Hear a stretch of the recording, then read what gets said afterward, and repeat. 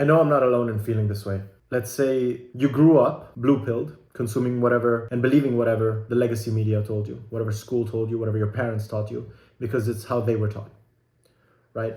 And because you were never presented that information in any way other than it being a dogma, aka an undeniable fact, that's what dogma means, you never questioned it. And because your brain stopped developing, or physically it kind of slowed down developing as you were getting this information, kind of just cemented itself into your brain, and now you need to fight extremely hard against it, like you're swimming upstream if you now want to improve your life and try to do good for people. Because if you are trying to improve your life, then you kind of know also the importance of communicating with other people, because humans are social creatures, and it just feels good to help others, because that's also how you test your knowledge of whatever it is that you want to test your knowledge of. If you can explain it to someone, a 5-year-old, then you can explain it to anyone, and you explained it well. How you judge how well you explain something is completely dependent on how the other person understood what you just explained. Damn, that was fire. But yeah, because of that, we now have the problem that we are ashamed and scared to share these thoughts with, the populace,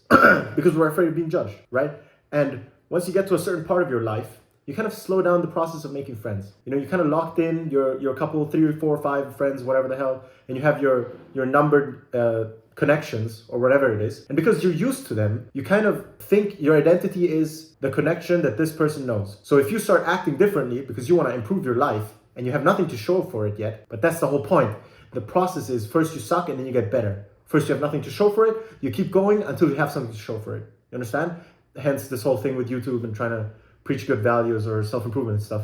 And this is embarrassing because you're afraid of their judgment, and I am too. Like the last video I just made, where I just talk about not jerking off, not beating your meat. Like the younger generation, they know this, like this is facts. But because I'm in my 20s already, and I already grew up with the belief, it's not that bad, everyone does it. Then when I stopped doing it, your identity, right, in their eyes, didn't update. So you're still the guy that jerks off. And if you randomly tell people not to, not only do you not yourself, but then you also preach online not to, they're gonna look at you weirdly. You're gonna be like, why are you pretending to be someone you're not? But that's the point. That's what you're trying to do. You're trying to fake it till you make it. It's like when you're learning a skill. First you suck and then you get better at it. But there's something so much more mentally blocking when it's online and you're doing it, like you're planning on sharing it with people. And people are gonna see it and they're gonna judge you for it. Because one thing is improving on your own, and one thing is improving and helping other people improve too. It is never a bad thing to spread a good message. This is how Christianity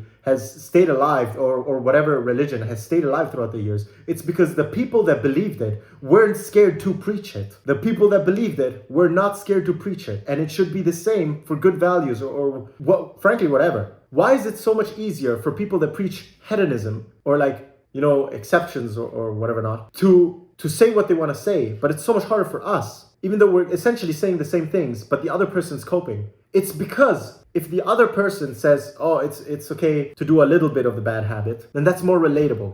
You understand? Because everybody wants to dip their toes. Okay, this is a fun thing actually. You'll realize that this applies to everything, literally anything. Everybody wants to dip their toes into the lives of other people, hence parasocialism, with people obsessing over live streamers and whatever the heck they're doing in their subathons. I find that culture extremely cringe, by the way. Or let's say pro video gamers, right? Like you really like a competitive video game, but you're shit at it, and you love watching other people that are way better than you at it. So you want to dip your toes in there, but you don't want to commit. Same thing with self-improvement. You want to dip your toes into self-improvement, but you don't want to commit. How are you ever supposed to swim upstream and make any progress if you have this mentality of settling? You shouldn't want to dip your toes into playing League of Legends. You should make your life League of Legends if you want to become a League of Legends pro. Now that was a kind of a horrible example, but you understand, it's like a specific example. It's that kind of thing. You shouldn't dip your toes into wanting to become like a YouTuber, making a couple of videos here and there, doing a couple of shorts, and then because you're embarrassed of what other people think of you, you're ashamed,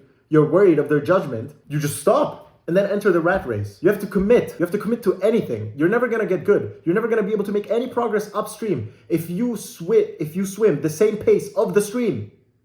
You need to be better than the majority. And if the majority are doing a little bit, then you need to do way more than that little bit. A programmer, let's say Notch, right? He's like 100 times programmer. And what I mean with that, right? Like what this means is that Notch is not even close to being the best programmer ever. But because his output for having made Minecraft lended him so much more, it means he was that much more productive. He really committed to it. He didn't just dip his toes in. It's kind of like that with self-improvement. You can't just do a little bit of it. You either do all of it or you do nothing, because your coping is just going to destroy you in the end. Stop being ashamed. Kill the part of you that cringes, not the part of you that's cringe. Preach your values, because it's what religion has done to stay alive. There's nothing wrong with telling people to stop beating their fucking meat. This is facts. People know this. We are just ashamed, and I'm talking to specifically the people that are between 20 and 30 years old that are on self-improvement, and like they used to not be, and then they became red-pilled, and then they calmed down a bit, and they're no longer so red-pilled, but they're still on self-improvement, and they want to commit to self-improvement,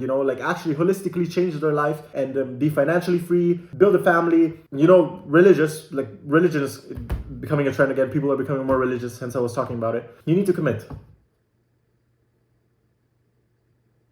Stop being ashamed. You got this.